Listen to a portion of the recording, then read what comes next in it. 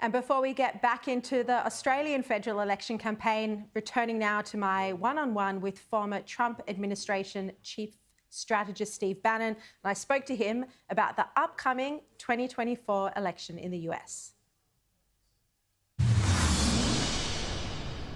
Steve Bannon, what's your tip for 2024? Will Donald Trump run again?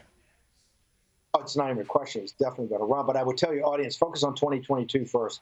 2022 is how we stop this. We're going to have a sweeping. I think we can pick up 100-seat pickup in the House of Representatives. I think we can flip the Senate. What your audience should look at, Sherry, we intend to destroy the Democratic Party as a national political institution, from school boards all the way up to state legislatures, attorney general, secretaries of state, to the House and the Senate. President Trump's definitely running in 2024, but the preamble to that is to destroy the Democratic Party. You've spoken to him about that? He's told you he's running in 2024? I think you can see from his speeches at his rallies, he's definitely running. I don't think there's any doubt. No doubt that Donald Trump's running. And if he wins, will we see you back in the White House? You know what? I'm so happy doing War Room and having guests like yourself introduce them to an American audience. Why would I want any other job?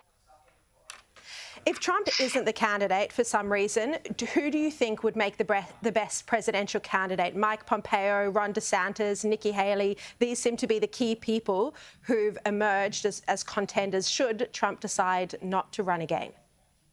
Well, first off, I do think President Trump's going to decide to run, and I think he's going to win a sweeping landslide.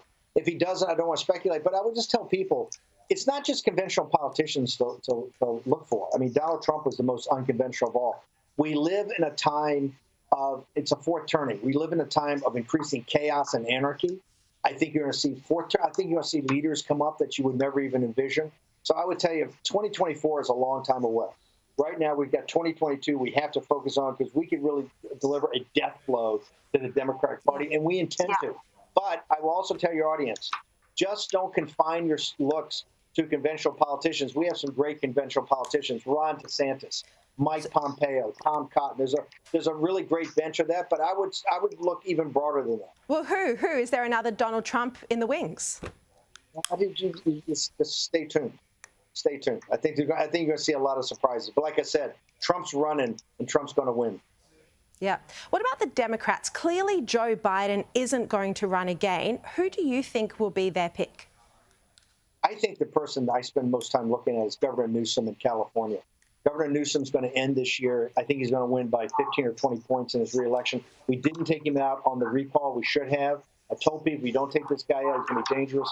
Newsom is going to win by 20 points. He's also going to have a $200 million war chest. He's got Silicon Valley, Hollywood. California is the seventh biggest economy in the world. He's got a wife who's very smart, very politically tough. I would not discount Newsom at all. I think they're going to have to go. The Biden-Kamala Harris is going to be so crushed this November. The Democrats are going to be throwing a lot of people overboard. I think you're going to see a whole new, refreshed look at that. Somebody like maybe Michelle Obama, but I would put, for your audience, I would start paying a lot of attention to the governor of California, Gavin Newsom. Look, I want to ask you a very specific question on China. I've been told by my sources that in a conversation that the then President Trump had with Chinese President Xi Jinping, he said to him, if you invade Taiwan, the United States will invade Beijing. Is this accurate, and are you familiar with this conversation? I don't think there's any doubt that both Putin knew he could never do anything to Ukraine, and specifically the Chinese Communist Party, not just Taiwan. I would actually say aspects of the South China Sea. Because remember, we changed the whole environment of the South China Sea to actually have our carrier battle groups go through there with our radars up, everything else. No, I think that he warned President Xi point blank, you are not going to mess with Taiwan on my watch. And I think Xi took that very seriously. None of this stuff in the Ukraine, what's happening in the Eurasian landmass, what's happening in Beijing with Taiwan, the South China Sea, never would have happened on Donald Trump's watch. I would also tell your audience right now that because of your reporting on the Wuhan lab, and they're not allowing what you asked for from day one, an international consortium to get into Wuhan, they've got something that's out of control in China right now. They got 200 million people on lockdown, one of the greatest cities in the world, Shanghai, a place I used to live. is in lockdown. They've got a serious, serious problem. But yes, Donald Trump, you would have never seen any of this nonsense, and you didn't see any of this nonsense on Donald Trump's watch. President Trump had a number of tough conversations with President Xi.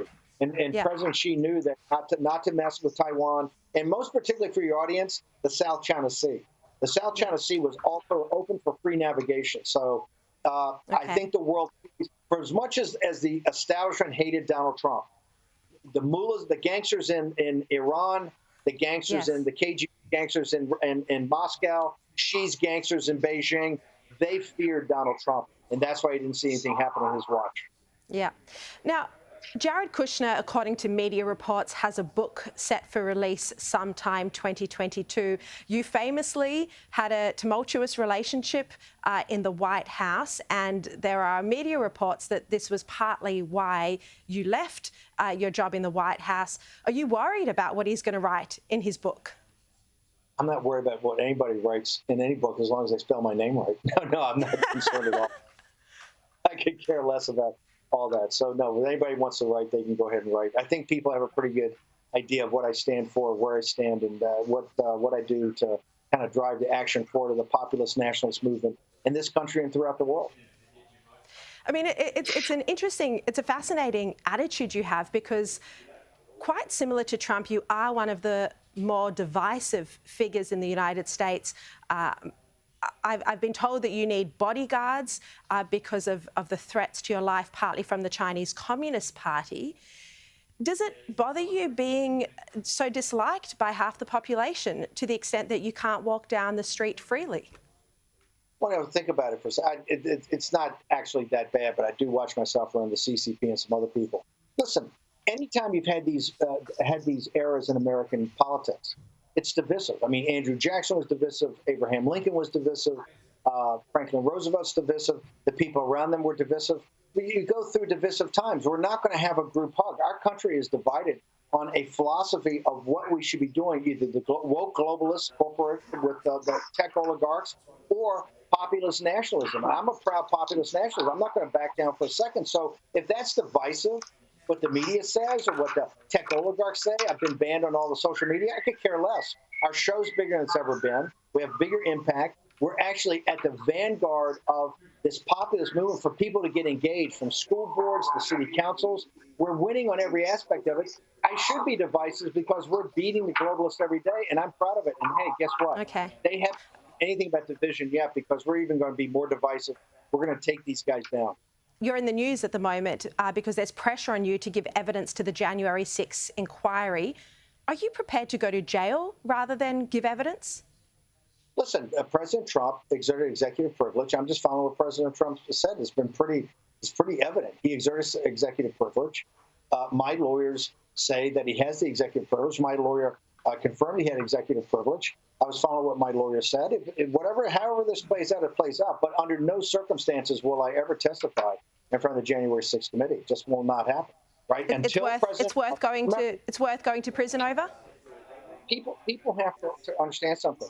Whether it's the Mueller Commission, the House Intelligence Committee, the Senate Intelligence Committee, when I was with President Trump, on many occasions, he would waive executive privilege and have me go testify. So I've given 100 hours, I think, of total testimony in front of all those. So it's not about that. It's about he's exerted executive privilege. And until he takes that executive privilege off, I'll let the cards fall where they may. If it means that... Does that say something, that he hasn't waived executive privilege in this instance, whereas he did in all those other instances? Does that indicate that there is something he's worried about or something he has to hide here?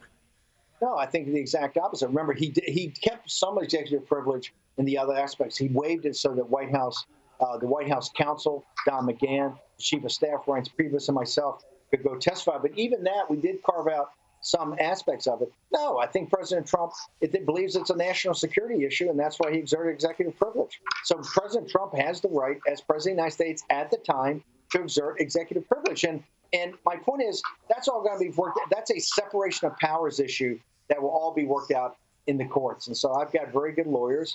We're in the legal process now, and I'll let the chips fall where they may. But if you're innocent, why not just turn up and give evidence like many others have? Because the President of the United States exerted executive privilege. And until he waives that executive privilege and tells me I can go testify, I'm not going to do it.